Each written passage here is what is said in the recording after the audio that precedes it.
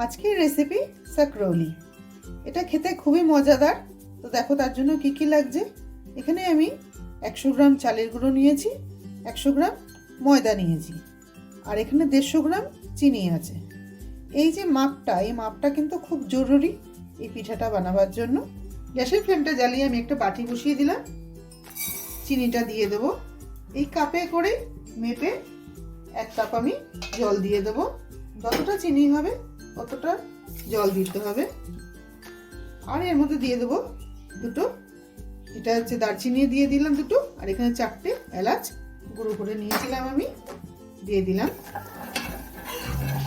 শিরাটার আমরা একতার বা দুতারের কোনো শিরা করব না, চিনিটা গলে গেলেই হবে। এই চিনি শিরার মধ্যে অল্প করে কেশর দিয়ে দেবো আমি, কালারটা খুব ভালো লাগে। শিরাটা দেখো ফুটে গিয়ে একদম চিনিগুলো গলে গেছে। এবার আমি এই গ্যাসের ফ্লেমটাকে বন্ধ করে দেবো। বন্ধ করে দিয়ে এই শিরাটাকে ঠান্ডা করে নিতে হবে।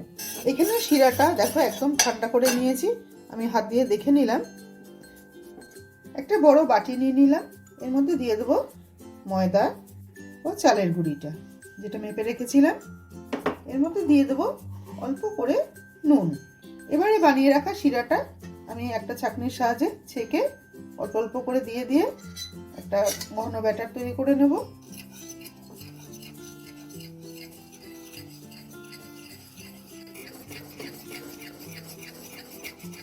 এই ব্যাটারটা খুব ভালো করে ফেটিয়ে নিতে হবে। আমি খুব ভালো করে ফেটিয়ে নিচ্ছি। ফেটিয়ে নিয়ে নেওয়ার পরে এটা আধা ঘন্টার জন্য আমি রেস্ট দেব। দেখো এরকম হবে ব্যাটারটা। আমি আধা ঘন্টা রেস্ট দেব। দেওয়ার পর যদি দেখি যে একদম ঘন হয়ে গেছে, তারপর দরকার পড়লে আমি আরও একটু শিরা অ্যাড করব। আধা ঘন্টার জন্য রেস্ট দিয়েছিলাম আমি ব্যাটারটা। খুব ভালো করে আরও একবার ফেটিয়ে নেব।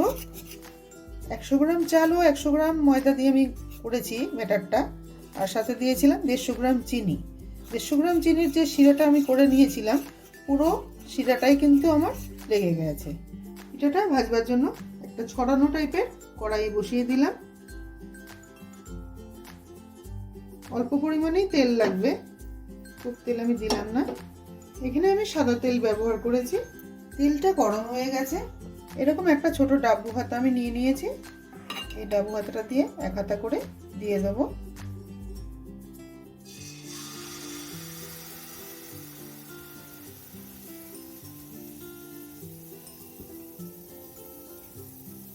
প্রথম অবস্থাতে নাড়া যাবে না, এটাকে এভাবেই ছেড়ে দিতে হবে।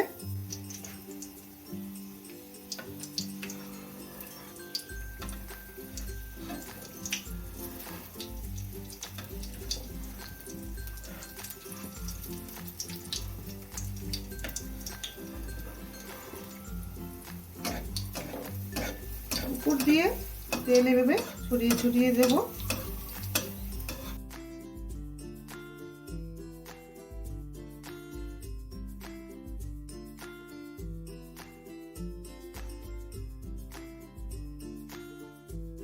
ও পিঠ করে ভাজা যাবে না, এই পিঠাটার নিয়মটাই 1 পিঠ করেই ভাজতে হবে। আর উপর দিকটা যেন কাঁচা না থাকে, এই জন্য গরম তেলটা এভাবে ছড়িয়ে ছড়িয়ে দিতে হয়।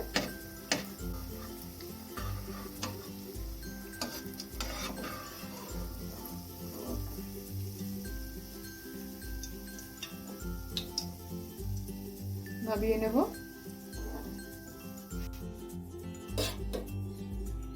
দেখো আমি উল্টে দেখাচ্ছি, কত সুন্দর লাগছে দেখতে। দেখো এভাবেই তৈরি করে নেব আমি।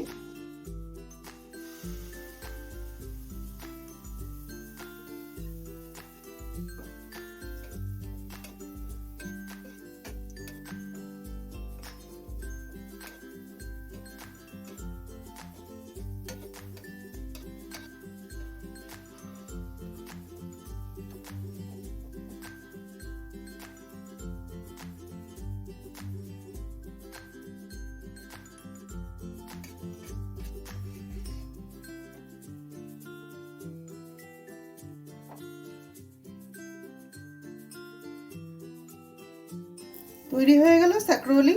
গরম গরম নরম নরম, খুবই সুস্বাদু খেতে। দেখো আমি একটা ভেঙে তোমাদের দেখিয়ে দিচ্ছি। দেখো কত জালিদার তৈরি হয়েছে, দেখো, আশা করি দেখতে পাচ্ছ তোমরা, খুবই সফট।